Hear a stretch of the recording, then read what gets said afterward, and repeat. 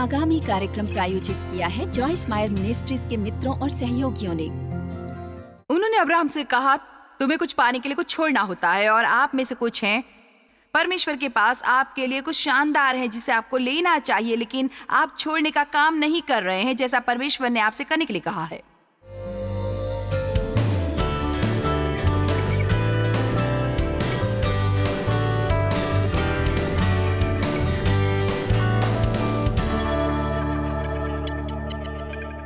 पिछले कुछ सालों में मुझे सचमुच लोगों को धक्का देना पड़ा इस कोशिश में कि वे बाइबल पढ़ने से ज्यादा बाइबल का अध्ययन करें। ये अद्भुत है कि एक वचन क्या कर सकता है यदि आप इसमें गहराई से जाएं और इसे बाहर लाएं। अब जाहिर है इफिसियों की पुस्तक में शायद 100 सबक है, मैं उन सब तक तो नहीं पहुंच सकती, लेकिन मैं इस सप्ताहांत बहुत सी शक्तिशाली चीजें साझा कर सकती हूँ जो मेरा मानना है कि आपके लिए जीवन बदलने वाली और व्यवहारिक होंगी। अब मैं आपको इफिसियों की पुस्तक के बारे में बताने वाली हूँ और ये इतनी महत्वपूर्ण क्यों है। इसे 6 अध्यायों में बांटा गया है और पहले 3 अध्याय सभी इस बारे में है कि परमेश्वर हमसे कितना प्रेम करते हैं, हमें कृपा से बचाया गया है, हम उनके द्वारा चुने गए हैं, वे हमें क्षमा करते हैं, वे हमें दया देते हैं और ये अलग अलग तरीके से इसमें से गुजरना है। हमारी विरासत मसीह में क्या है, हम मसीह में कौन है, हम उनमें क्या है, बार बार बार बार बार बार बार पहले 3 अध्यायों में यही है। फिर अध्याय 4, 5 और 6 ये परिवर्तन लाते हैं। ये पौलुस प्रेरित है और वो इस बारे में बताना शुरू करते हैं। तो अब हम इस बात के प्रकाश में है कि हम मसीह में कौन है, तो हमें कैसा आचरण करना चाहिए, और फिर बाकी सभी में 4, 5 और 6 में आचरण के बारे में है। आचरण आचरण आचरण, ये मत करो, वो मत करो, ये मत करो। यदि आप सीख सकते हैं कि हम जो सही है वही करते हैं परमेश्वर के साथ अपने संबंध के तहत, हम परमेश्वर के साथ संबंध बनाने के लिए जो नहीं करते हैं, जो सही है, हम जो सही है वो करते हैं क्योंकि वो बहुत अच्छे और अद्भुत है। हम बस उन्हें खुश करना चाहते हैं, हम वो करना चाहते हैं जो वो चाहते हैं कि हम करें। तो ये वो नहीं बनता है जिसे बाइबल कहती है शरीर के काम। हम जो हैं परमेश्वर से कुछ पाने की कोशिश कर रहे हैं, परमेश्वर से कुछ पाने के लिए हमारा व्यवहार ठीक नहीं है। आज रात भी जब मैं चढ़ावे में आपसे देने के लिए कहती हूँ तो आपको परमेश्वर से कुछ पाने हैं तो ये नहीं करना चाहिए, लेकिन बाइबल में लिखा है कि वो वापस हमें देंगे और ये एक आत्मिक कानून है। लेकिन हम ये करते हैं क्योंकि उन्होंने हमारे लिए किया है और क्योंकि हम महसूस करते हैं हमें दुनिया के उन लोगों के प्रति करुणा है जो अभी भी खोए हुए हैं और परमेश्वर कौन है ये नहीं जानते हैं, और हम चाहते हैं कि वे सेवकाइयाँ जिन्हें परमेश्वर ने ऊपर उठाया है उनके पास इन लोगों तक पहुंचाने की क्षमता है, और ये करने के लिए वे सक्षम हो, इसलिए हमें देते हैं। इसलिए नहीं कि हमें करना चाहिए, क्योंकि हम चाहते हैं ये हमारी यही कारण है कि हम इसे प्रेम से देना कहते हैं, अन्यथा इसे आपके पैसे या कुछ लेने को जबरदस्ती कहा जाएगा और इसे प्रेम से देना नहीं कहा जाएगा। आपको मिलता है इसलिए आप देते हैं, और इसलिए कभी भी आपको अपने आचरण के किसी भी क्षेत्र में कोई समस्या होती है और आप संघर्ष करना शुरू करते हैं और आप शरीर के कामों में पड़ते हैं, आपके लिए सबसे अच्छी चीज़ जो आपको करनी है कि आप बाइबल में ये इफिसियों 1, 2, 3 के शास्त्र वचनों पर वापस जाएं और बस अपना पूरा दिन परमेश्वर आपसे फिर से प्रेम करने देने में बिताएं। याद करें कि वो आपसे कितना प्रेम करते हैं, वो सब जो आपको अंदर बनाता है, और फिर ऐसा लगता है सही काम करना इतना मुश्किल नहीं है क्योंकि आप सही वजह से इसे कर रहे हैं। अब मेरी बात सुनिए, कभी भी हम गलत वजह से सही काम करने की कोशिश करते हैं, ये मुश्किल होता है, लेकिन यदि हम सही कारण के लिए सही काम करते हैं, ये मुश्किल होता है, लेकिन यदि हम सही कारण के लिए सही काम करते हैं तो ये आसान हो जाता है। मैं फिर से कह रही हूँ, यदि आप सही कारण के लिए सही काम करते हैं तो ये करना ज्यादा आसान होता है। अब मैं कोशिश कर रही हूं कि अपने अच्छे व्यवहार का इस्तेमाल करके परमेश्वर का प्रेम खरीदूं, लेकिन परमेश्वर बिकाऊ नहीं है। वो पहले से ही मुझसे प्रेम करते हैं। ये एक मुफ्त उपहार है। वो आज दुनिया में मौजूद सबसे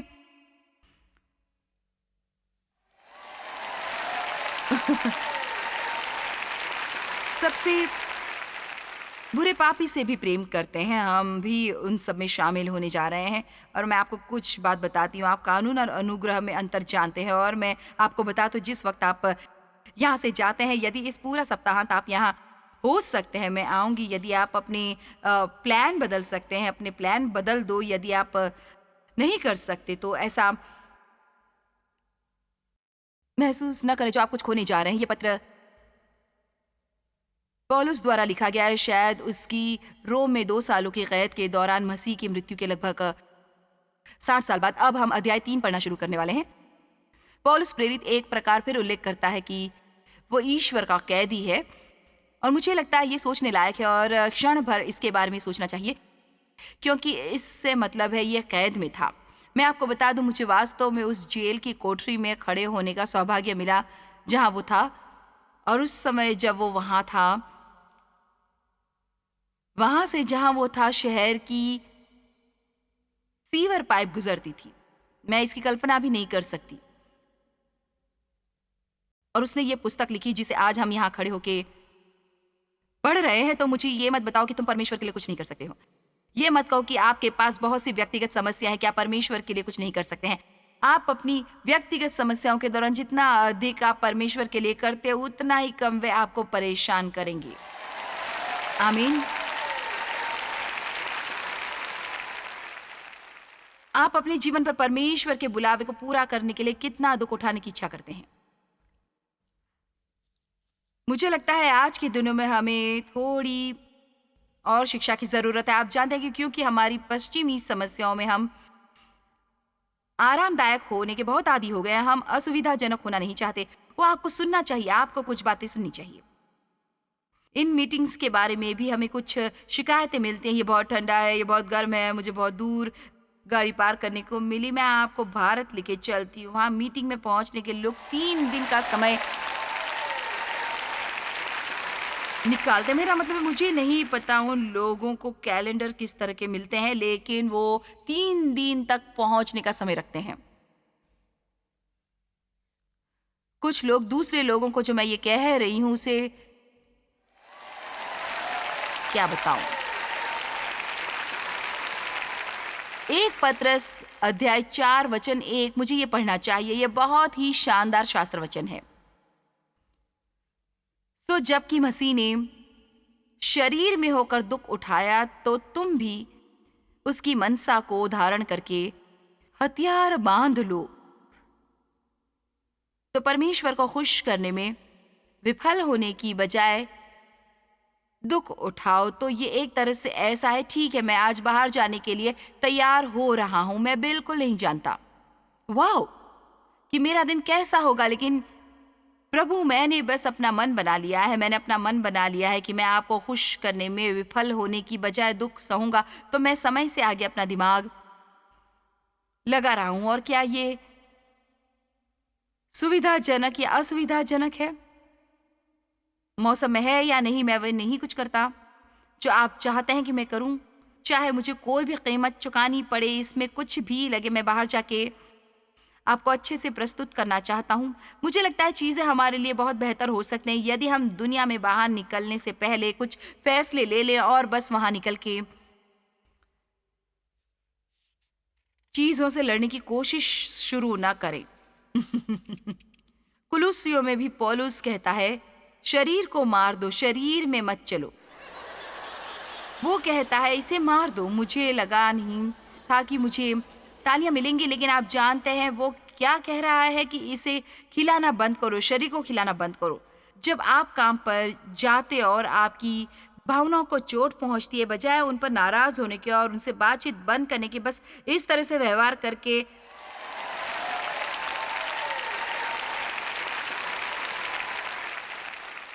अपने शरीर को इस विशेषाधिकार से दूर रखें और आप किसी जगह पर जाके उनके लिए प्रार्थना करें।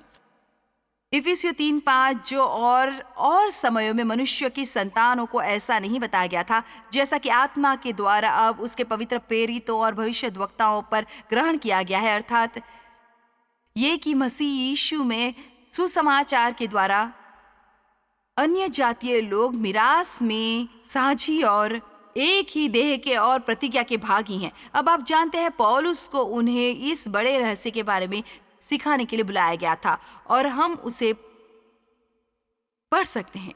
हम सालों साल इस पर जाएं और फिर भी वास्तव में इसमें से कुछ भी हासिल नहीं कर सकते। यहाँ फिर से आपको समझने की जरूरत है कि क्या हो रहा है। यहूदियों को खुद पर बहुत घमंड था क्योंकि वे परमेश्वर के चुने हुए लोग थे।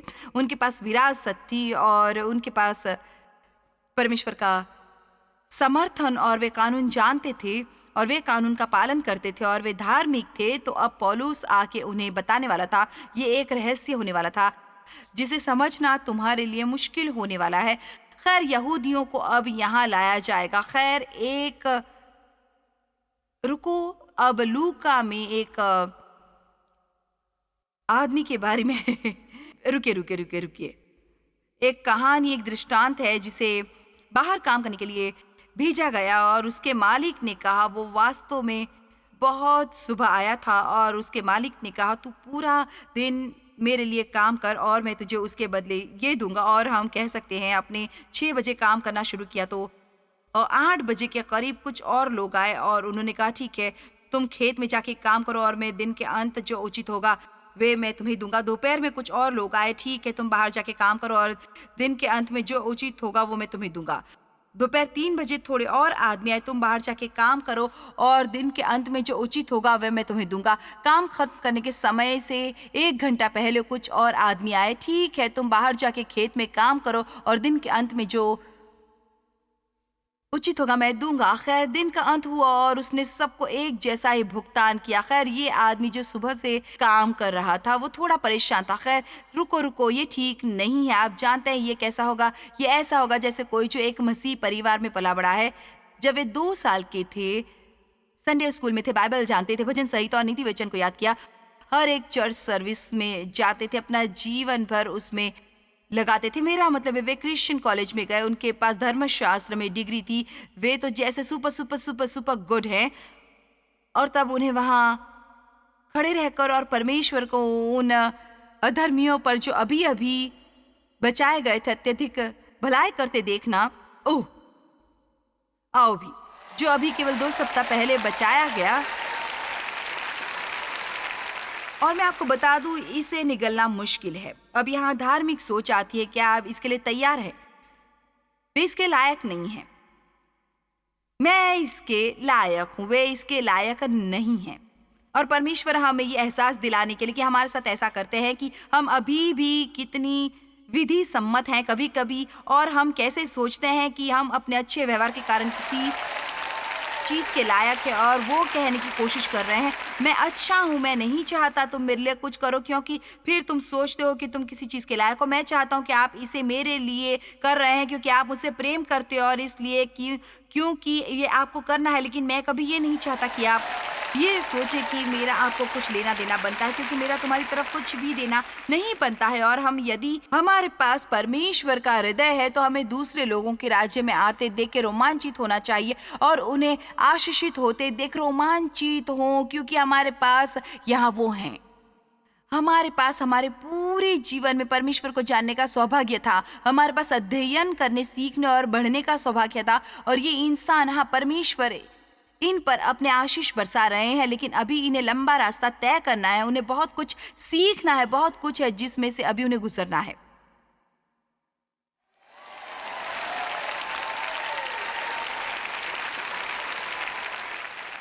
वो कहते हैं ऐसे मत बनो, ऐसा व्यक्ति मत बनो जो सोचता है कि थोड़ा सा कुछ करने के लिए तुम बहुत चीजों के लायक हो। वो कानून और अनुग्रह के अंतर के बारे में बात कर रहे हैं। इफिसियों अध्याय 3 में वो कानून और अनुग्रह के बारे में बहुत कुछ बताता है। मुझे नहीं लगता कि हम सोच भी नहीं सकते हैं कि ये सब कुछ यहूदी संस्कृति के लिए कितना बड़ा शौक था। और क्या शौक था! एक मुक्त मसीही, कोई जो वास्तव में मसीही में मुक्त है, वो आज भी धार्मिक व्यक्ति के लिए क्या है। मैं आपको कुछ बताती हूँ। जिस तरह हम यहाँ आज परमेश्वर की आराधना कर रहे हैं, आप किसी धार्मिक ग्रुप और व्यक्ति को ला सकते थे, वे हमें छत से लटका देने के लिए तैयार होते। आप जानते हैं क्यों? क्योंकि धार्मिक लोगों को लगता है कि सब कुछ उन्हीं के तरीके से होना चाहिए। खैर, आपको चर्च में चुप रहना चाहिए। अच्छा, क्यों? क्योंकि तुम हो। आपको प्रार्थना करनी चाहिए क्योंकि तुम कर रहे हो। क्यों? क्योंकि आप अपना सर झुकाते हैं।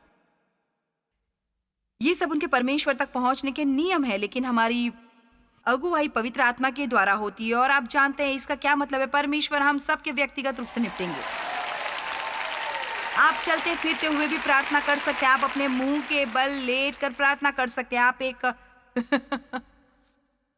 कुर्सी में बैठकर कर सकते हैं। आप कुछ भी कर सकते हैं। मेरे पास ये महान गुण नहीं है। मुझे बाइबल की बहुत सी जानकारी है। ये बस बाहर आती है और बाहर आती है, बाहर आती है, बाहर आती है, बाहर आती है। लेकिन यदि आपका भजन संहिता का उदाहरण करो तो मेरा मतलब मैं शायद 23 और 90 को कर सकती हूँ। कुछ एक ऐसे जो मैंने बार बार पढ़े, लेकिन और बस विशेष बात नहीं है। और एक और बात जो पौलुस इफिसियों अध्याय 3 में समझाने की कोशिश कर रहा है कि हर एक चीज जिसमें सक्षम है वो परमेश्वर की तरफ से एक उपहार है।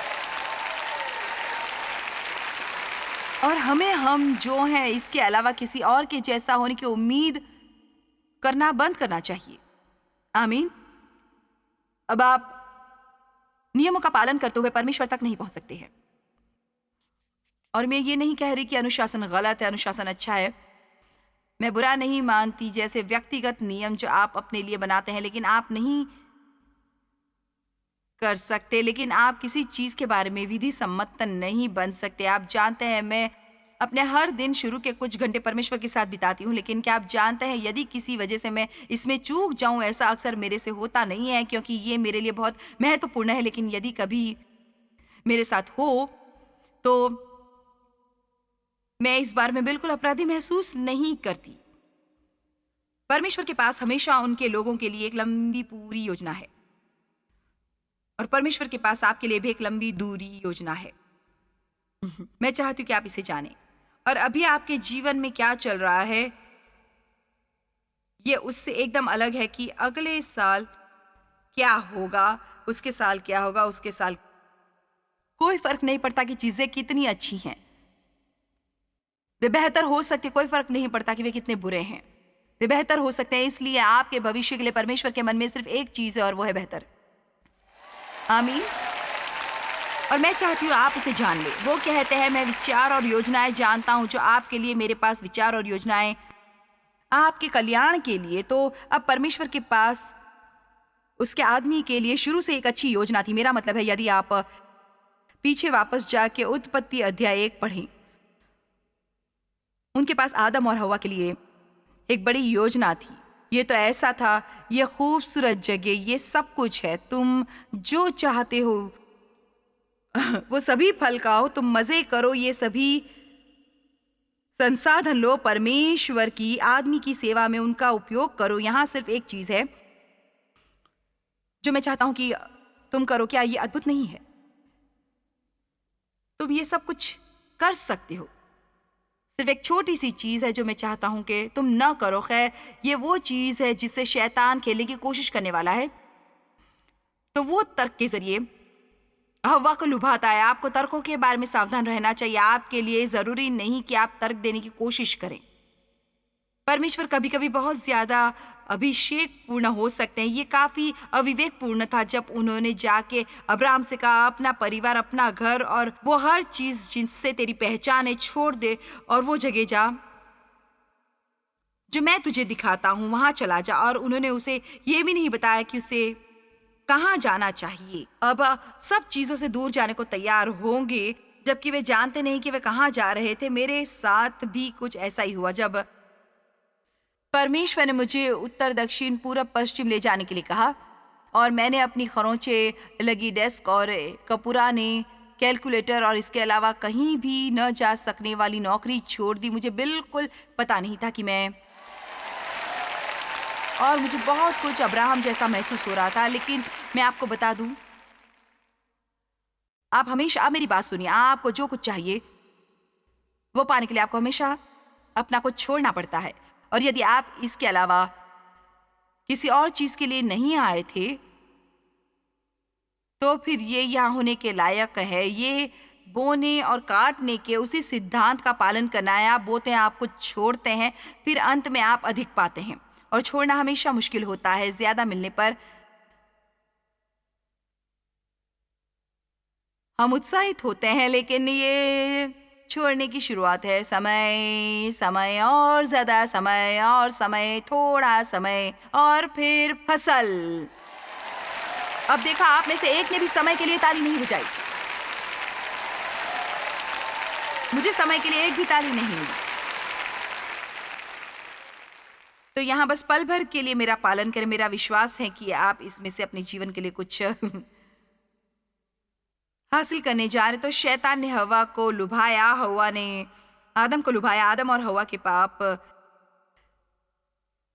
करने के बाद परमेश्वर के पास पहले से ही अपने लोगों की बहाली के लिए एक योजना थी। मैं आपको बता दूं, परमेश्वर कभी योजना के बिना नहीं होते। और मुझे पता है कि आज दुनिया में क्या हो रहा है, इसके बारे में बहुत चिंता है। और हमारे राष्ट्र में आज क्या हो रहा है, लेकिन मैं आपको बता दूं, परमेश्वर के पास एक योजना है। वो क्या है उन्होंने अभी नहीं बताया है, लेकिन उनके पास एक योजना है और हम उसका हिस्सा हैं। आमीन। और इसलिए उन्होंने अपने आदमी को वापस हासिल करने की बनाई और उन्होंने उस आदमी के अधिकार की बहाली के लिए योजना बनाई। आप समझ सकते हैं, जब आदम और हव्वा ने पाप किया, उन्होंने अपना अधिकार शैतान को दे दिया। वो अधिकार जो परमेश्वर ने उन्हें दिया था शासन करने का और शासन करना और पृथ्वी पर प्रभुत्व रखने का, ये उन्होंने शैतान को दे दिया। यदि आप लूका अध्याय 4:6 पर नजर डालें, जब यीशु जंगल में 40 दिन और 40 रात तक शैतान द्वारा आजमाए गए थे, उन आजमाइशों में से एक थी जब शैतान ने कहा, यदि तू मुझे एक बार प्रणाम करे तो ये सब तेरा हो जाएगा। मैं ये सब अधिकार और इन सब का विभव तुझे दे दूंगा, क्योंकि वो मुझे सौंपा गया है और जिसे चाहता हूं उसी को दे देता हूं। लेकिन देखिए, वो इतना ज्यादा नहीं जानता था जैसा उसने सोचा था कि वो जानता था, क्योंकि वो यीशु से बात कर रहा था, जो वास्तव में बाइबल कहती है परमेश्वर का पुत्र इसलिए प्रकट हुआ कि शैतान के कामों को नाश करे। तो वो वास्तव में उनसे बात कर रहा था जो उसका नाश करने वाले थे। परमेश्वर हमेशा लोगों के जरिए काम करते हैं। आप ये बात समझ ले, परमेश्वर हमेशा लोगों के जरिए काम करते हैं। यदि आप परमेश्वर से एक चमत्कार के लिए कहते हैं, तो वो आपको कुछ दिखा सकते हैं जो आपको करने की जरूरत है। हाँ, वो मेरा वचन सही है। जहाँ एक शिक्षा तो है, ये पिछले साल तक मेरे लिए बहुत बड़ा हो गया था। ये तो बस जैसे हम परमेश्वर के भागीदार हैं, वे लोगों के जरिए काम करते हैं। परमेश्वर जो कुछ चाहते हैं वो कर सकते हैं। और मैं ये नहीं कह रही हूँ कि वे कभी भी लोगों से अलग संप्रभुता से काम नहीं करते हैं, लेकिन आपको केवल इतना करना है कि इतिहास देखें। उन्होंने अब्राहम, मूसा, यूसुफ, एस्तर, रुथ, दानियल, भविष्यद्वक्ताओं, न्यायियों के जरिए काम किया, इतने पर और इससे आगे भी, और वो आपके जरिए काम करना चाहते हैं। इफिसियों अध्याय 3 में वो कानून और अनुग्रह के बारे में बहुत कुछ बताता है। मुझे नहीं लगता कि हम सोच भी नहीं सकते हैं कि ये सब कुछ यहूदी संस्कृति के लिए कितना बड़ा शौक था। और क्या शौक था! एक मुक्त मसीही, कोई जो वास्तव में मसीही में मुक्त है, वो आज भी धार्मिक व्यक्ति के लिए क्या है। मैं आपको कुछ बताती हूँ। जिस तरह हम यहाँ आज परमेश्वर की आराधना कर रहे हैं, आप किसी धार्मिक ग्रुप और व्यक्ति को ला सकते थे, वे हमें छत से लटका देने के लिए तैयार होते। आप जानते हैं क्यों? क्योंकि धार्मिक लोगों को लगता है कि सब कुछ उन्हीं के तरीके से होना चाहिए। खैर, आपको चर्च में चुप रहना चाहिए। अच्छा, क्यों? क्योंकि तुम हो। आपको प्रार्थना करनी चाहिए क्योंकि तुम कर रहे हो। क्यों? क्योंकि आप अपना सर झुकाते हैं। ये सब उनके परमेश्वर तक पहुंचने के नियम है, लेकिन हमारी अगुवाई पवित्र आत्मा के द्वारा होती है। और आप जानते हैं इसका क्या मतलब है। परमेश्वर हम सब के व्यक्तिगत रूप से निपटेंगे। आप चलते फिरते हुए भी प्रार्थना कर सकते हैं। आप अपने मुंह के बल लेट कर प्रार्थना कर सकते हैं। आप एक कुर्सी में बैठकर कर सकते हैं। आप कुछ भी कर सकते हैं। मेरे पास ये महान गुण नहीं है। मुझे बाइबल की बहुत सी जानकारी है, ये बस बाहर आती है और बाहर आती है, बाहर आती है, बाहर आती है, बाहर आती है। लेकिन यदि आपका भजन संहिता का उदाहरण करो तो मेरा मतलब मैं शायद 23 और 90 को कर सकती हूँ। कुछ बस एक ऐसे जो मैंने बार बार पढ़े, लेकिन बस विशेष बात नहीं है। और एक और बात जो पौलुस इफिसियों अध्याय 3 में समझाने की कोशिश कर रहा है कि हर एक चीज जिसमें सक्षम है वो परमेश्वर की तरफ से एक उपहार है। और हमें हम जो हैं इसके अलावा किसी और के जैसा होने की उम्मीद करना बंद करना चाहिए। आमीन। अब आप नियमों का पालन करते हुए परमेश्वर तक नहीं पहुंच सकते हैं। और मैं ये नहीं कह रही कि अनुशासन गलत है, अनुशासन अच्छा है। मैं बुरा नहीं मानती जैसे व्यक्तिगत नियम जो आप अपने लिए बनाते हैं, लेकिन आप नहीं कर सकते, लेकिन आप किसी चीज के बारे में विधि सम्मत नहीं बन सकते। आप जानते हैं, मैं अपने हर दिन शुरू के कुछ घंटे परमेश्वर के साथ बिताती हूँ, लेकिन क्या आप जानते हैं यदि किसी वजह से मैं इसमें चूक जाऊं, ऐसा अक्सर मेरे से होता नहीं है क्योंकि ये मेरे लिए बहुत महत्वपूर्ण है, लेकिन यदि कभी मेरे साथ हो तो मैं इस बार में बिल्कुल अपराधी महसूस नहीं करती। परमेश्वर के पास हमेशा उनके लोगों के लिए एक लंबी पूरी योजना है, और परमेश्वर के पास आपके लिए भी एक लंबी दूरी योजना है। मैं चाहती हूँ कि आप इसे जानें। और अभी आपके जीवन में क्या चल रहा है ये उससे एकदम अलग है कि अगले साल क्या होगा, उसके साल क्या होगा, उसके साल कोई फर्क नहीं पड़ता कि चीजें कितनी अच्छी हैं, वे बेहतर हो सकती, कोई फर्क नहीं पड़ता कि वे कितने बुरे हैं, वे बेहतर हो सकते हैं। इसलिए आपके भविष्य के लिए परमेश्वर के मन में सिर्फ एक चीज है और वो है बेहतर। आमीन। और मैं चाहती हूँ आप इसे जान ले। वो कहते हैं मैं विचार और योजनाएं जानता हूँ जो आपके लिए, मेरे पास विचार और योजनाएं आपके कल्याण के लिए। तो अब परमेश्वर के पास उसके आदमी के लिए शुरू से एक अच्छी योजना थी। मेरा मतलब है यदि आप पीछे वापस जाके उत्पत्ति अध्याय 1 पढ़ें, उनके पास आदम और हवा के लिए एक बड़ी योजना थी। ये तो ऐसा था, ये खूबसूरत जगह, ये सब कुछ है, तुम जो चाहते हो, आमीन, वो सभी फल खाओ, तुम मजे करो, ये सभी संसाधन लो, परमेश्वर की आदमी की सेवा में उनका उपयोग करो। यहां सिर्फ एक चीज है जो मैं चाहता हूं कि तुम करो। क्या ये अद्भुत नहीं है? तुम ये सब कुछ कर सकते हो। सिर्फ एक छोटी सी चीज है जो मैं चाहता हूं कि तुम न करो। खैर, ये वो चीज है जिससे शैतान खेलने की कोशिश करने वाला है। तो वो तर्क के जरिए हवा को लुभाता है। आपको तर्कों के बारे में सावधान रहना चाहिए। आपके लिए जरूरी नहीं कि आप तर्क देने की कोशिश करें। परमेश्वर कभी कभी बहुत ज्यादा अभिषेक पूर्ण हो सकते हैं। ये काफी अविवेक पूर्ण था जब उन्होंने जाके अब्राहम से कहा अपना परिवार, अपना घर और वो हर चीज जिनसे तेरी पहचान है छोड़ दे और वो जगह जा जो मैं तुझे दिखाता हूं, वहां चला जा। और उन्होंने उसे ये भी नहीं बताया कि उसे कहाँ जाना चाहिए।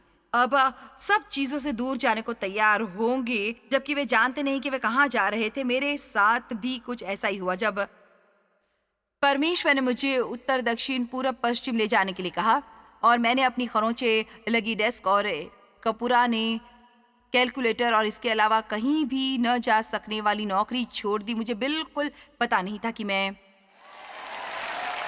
और मुझे बहुत कुछ अब्राहम जैसा महसूस हो रहा था। लेकिन मैं आपको बता दूं, आप हमेशा मेरी बात सुनिए। आपको जो कुछ चाहिए वो पाने के लिए आपको हमेशा अपना कुछ छोड़ना पड़ता है। और यदि आप इसके अलावा किसी और चीज के लिए नहीं आए थे तो फिर ये यहाँ होने के लायक है। ये बोने और काटने के उसी सिद्धांत का पालन करना है। आप बोते हैं, आप कुछ छोड़ते हैं, फिर अंत में आप अधिक पाते हैं। और छोड़ना हमेशा मुश्किल होता है। ज्यादा मिलने पर हम उत्साहित होते हैं, लेकिन ये छोड़ने की शुरुआत है। समय, समय और ज्यादा समय और समय, थोड़ा समय और फिर फसल। अब देखा, आप में से एक ने भी समय के लिए ताली नहीं बजाई। मुझे समय के लिए एक भी ताली नहीं मिली। तो यहाँ बस पल भर के लिए मेरा पालन करें। मेरा विश्वास है कि आप इसमें से अपने जीवन के लिए कुछ हासिल करने जा रहे। तो शैतान ने हवा को लुभाया, हवा ने आदम को लुभाया। आदम और हवा के पाप करने के बाद परमेश्वर के पास पहले से ही अपने लोगों की बहाली के लिए एक योजना थी। मैं आपको बता दूं, परमेश्वर कभी योजना के बिना नहीं होते। और मुझे पता है कि आज दुनिया में क्या हो रहा है, इसके बारे में बहुत चिंता है। और हमारे राष्ट्र में आज क्या हो रहा है, लेकिन मैं आपको बता दूं, परमेश्वर के पास एक योजना है। वो क्या है उन्होंने अभी नहीं बताया है, लेकिन उनके पास एक योजना है और हम उसका हिस्सा हैं। आमीन।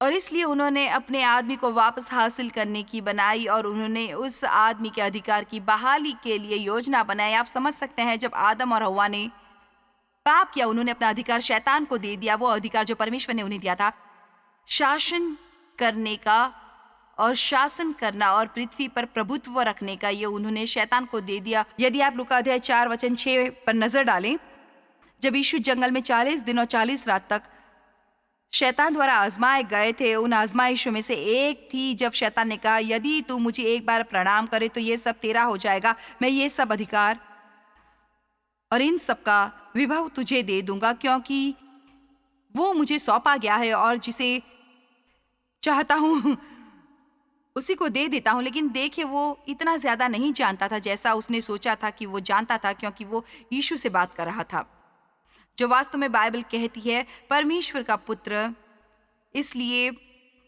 प्रकट हुआ कि शैतान के कामों को नाश करे।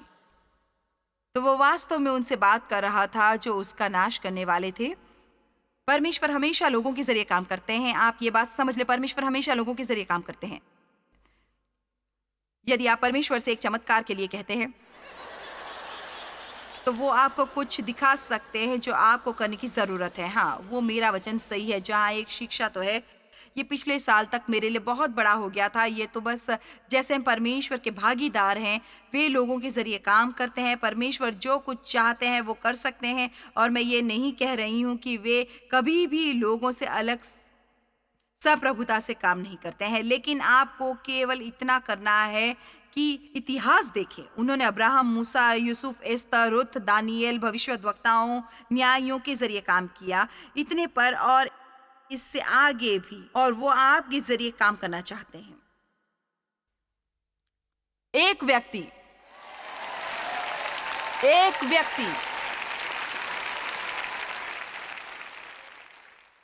तो परमेश्वर के पास एक योजना है और उन्होंने इंतजार किया और देखो, परमेश्वर इंतजार में अच्छे हैं। हमें भी इसमें बेहतर होने की जरूरत है। और फिर उन्हें अब्राहम मिला और उन्होंने अब्राहम के साथ विश्वास की वाचा बनाई। खैर, आइए इस पर नजर डालो। उत्पत्ति 12:1-3। यहोवा ने अब्राहम से कहा, अपने देश और अपनी जन्मभूमि और अपने पिता के घर को छोड़कर उस देश में चला जा जो मैं तुझे दिखाऊंगा, और मैं तुझसे बड़ी जाति बनाऊंगा और तुझे आशीष दूंगा और तेरा नाम बड़ा करूंगा और तू आशीष का मूल होगा। और जो कुछ तुझे आशीर्वाद दे उन्हें मैं आशीष दूंगा, और जो तुझे कोसे उसे मैं श्राप दूंगा, और भूमंडल के सारे कुल तेरे द्वारा आशीष पाएंगे। खैर, मुझे लगता है कि थोड़ी सी चीजों को त्यागने के एवज में ये बहुत बढ़िया इनाम है। और शायद आप जानते नहीं हो कि अब्राहम का पूरा परिवार मूर्ति पूजक थे, इसलिए परमेश्वर को उससे दूर करना था। लेकिन तो ठीक है, अब मेरी बात सुनिए। यहाँ एक आदमी है जो अपने जीवन में परमेश्वर की इच्छा के लिए सब कुछ छोड़ के चला जाता है, और आप में से कुछ अपने दोस्तों के झुंड को नहीं छोड़कर जा सकते हैं। परमेश्वर ने कहा, इन लोगों से दूर चले जाओ, ये तुम्हारा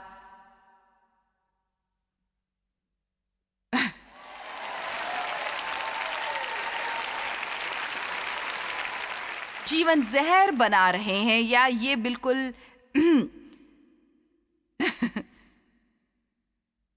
ऐसा ही है जैसे दिन ब दिन उस लंच टेबल पर मत बैठो और मेरे बारे में गॉसिप सुनो। बाहर निकलो, पड़ोस में घूमो फिरो और मेरे साथ बात करो, और जो कुछ चल रहा है मैं भी उसका हिस्सा बनना चाहती हूँ। आप समझ रहे हैं ना मैं क्या कह रही हूँ? उन्होंने अब्राहम से कहा, तुम्हें कुछ और अपने को भी कुछ पाने के लिए कुछ छोड़ देना पड़ता है। परमेश्वर के पास आपके लिए कुछ शानदार है जिसे आपको पाना चाहिए, लेकिन आप छोड़ने का काम नहीं कर रहे हैं जैसा कि परमेश्वर ने आपसे कहा है। आमीन। किसी को भी लगता है कि हो सकता है, आइए भी मेरी मदद करें, मैं जानना चाहती हूँ क्या सही है।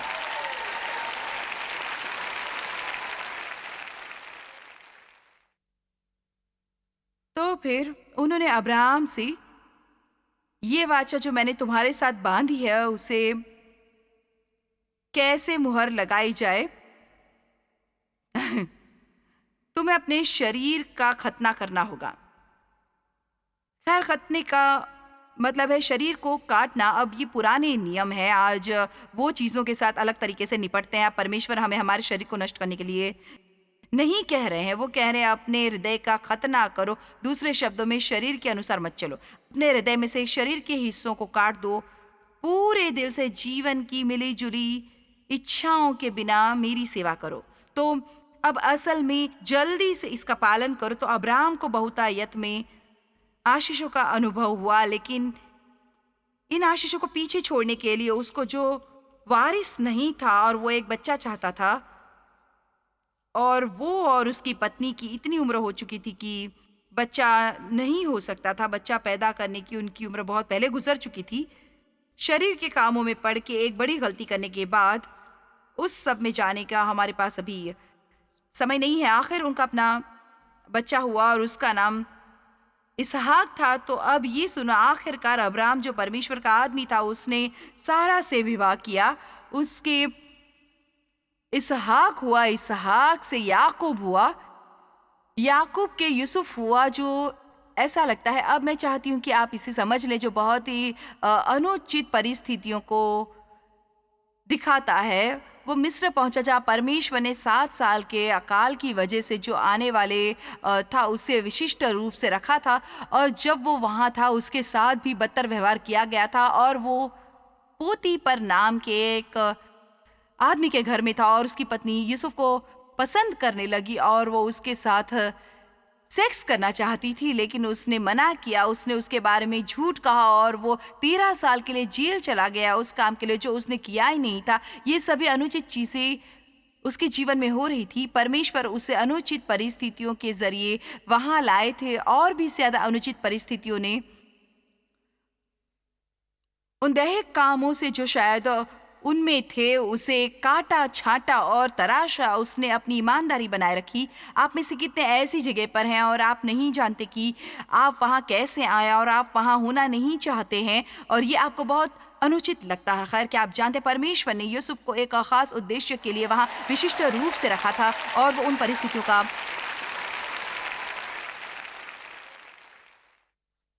इस्तेमाल उसे आत्मिक रूप से बढ़ाने के लिए कर रहे थे। फिर 400 साल गुजर गए और मूसा का जन्म हुआ। उस समय वे नर बच्चों को मार रहे थे क्योंकि इजरायली इतनी तेजी से बढ़ रहे थे कि फिरौन उनसे डर गया। अब मैं आपको बता दूं, मेरा मानना है कि मसीहत इतनी तेजी से बढ़ रही है कि शैतान भी अब डरने लगा है। आमीन।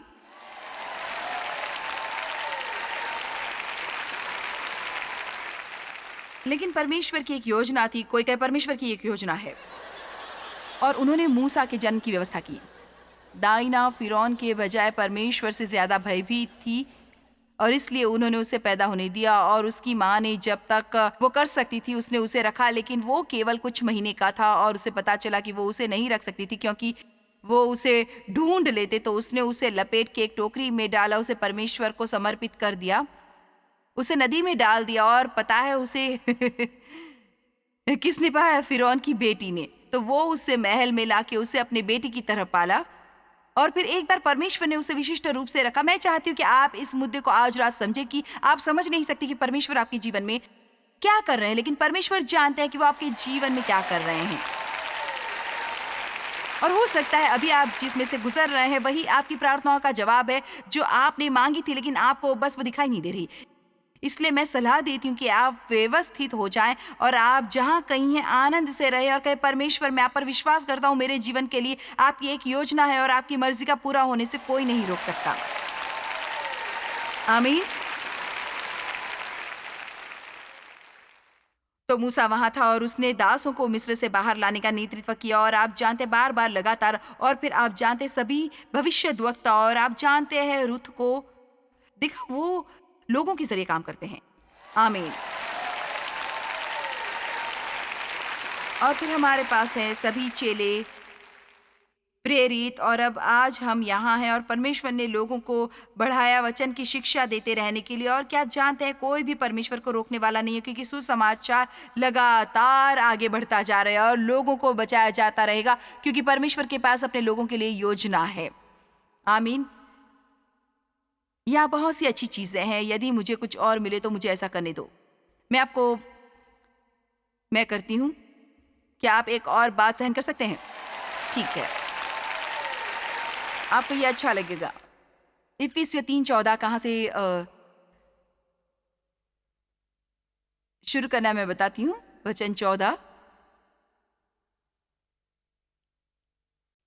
खैर हम वचन 16 से शुरू करते हैं, 14 को भूल जाओ। यहाँ पौलुस की प्रेरित प्रार्थनाओं में से एक और है कि वो अपनी महिमा के धन के अनुसार तुम्हें ये दान दे कि तुम उसके आत्मा से अपने भीतरी मनुष्य में सामर्थ्य पाकर बलवंत होते जाओ। वूह! मुझे खुशी है कि कोई चिल्लाया, मुझे ये अच्छा लगता है। और विश्वास के द्वारा मसीह तुम्हारे हृदय में बसे अपना स्थायी घर बनाए कि तुम प्रेम में जड़ पकड़कर और नींव डालकर वचन 18 सब पवित्र लोगों के साथ भली भांति समझने की शक्ति पाओ। परमेश्वर को समर्पित लोग प्रेम का अनुभव कि उसकी चौड़ाई और लंबाई और ऊंचाई और गहराई कितनी है, और कि तुम वास्तव में जान जाओ व्यवहारिक तौर से अनुभव के द्वारा अपने आप। परमेश्वर चाहते हैं आप उनके प्रेम का अनुभव करें और मसीह के उस प्रेम को जान सके जो ज्ञान से भरे हैं, कि तुम परमेश्वर की सारी भरपूरी तक परिपूर्ण हो जाओ। खैर मुझे ये अच्छा लगता है, और तुम परमेश्वर की सारी भरपूरी तक परिपूर्ण हो जाओ। ओ मेरे खुदा, ये कितना शानदार है। अब लेकिन इसके बारे में यही अच्छा हिस्सा नहीं है। वचन 20 अब मैं आपको बताने वाली हूँ। अब क्या अब क्या कहता है, लेकिन एक मिनट रुको। वो कह रहा है पवित्र आत्मा से भरे रहो। जानते हैं परमेश्वर आपसे कितना प्रेम करते हैं। उनके प्रेम में जड़ पकड़कर उसके प्रेम में नींव डालो। परमेश्वर के साथ एक संबंध बनाओ। परमेश्वर की उपस्थिति से भरे रहो। उस परमेश्वर से भरा हुआ शरीर बनो। अब जो ऐसा सामर्थ्य कि हमारी विनती और समझ से कहीं अधिक काम कर सकता है, और सामर्थ्य के अनुसार जो हमें कार्य करता है। आइए भी परमेश्वर को आज रात जोर से पुकारते हैं। आज रात जोर से पुकारते हैं।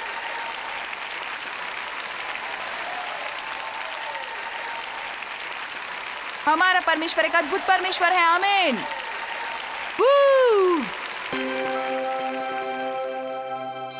जैसा हमने बीज की शक्ति, समय और फसल के बारे में सीखा, हम समझ जाएंगे कि परमेश्वर के पास हमारे जीवन के लिए लंबी दूरी योजना है।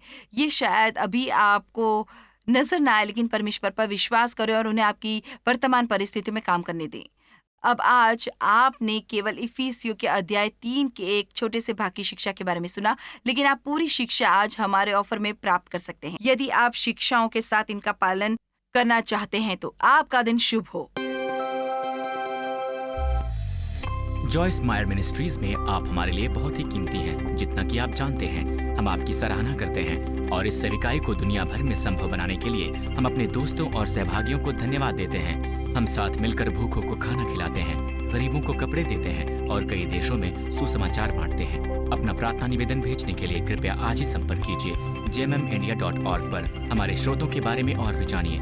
जॉयस की सभाओं की सूची देखिए हमारे साथ सहभागी बनने के लिए, क्योंकि हम दुनिया भर में मसीह के प्रेम को बांटते हैं।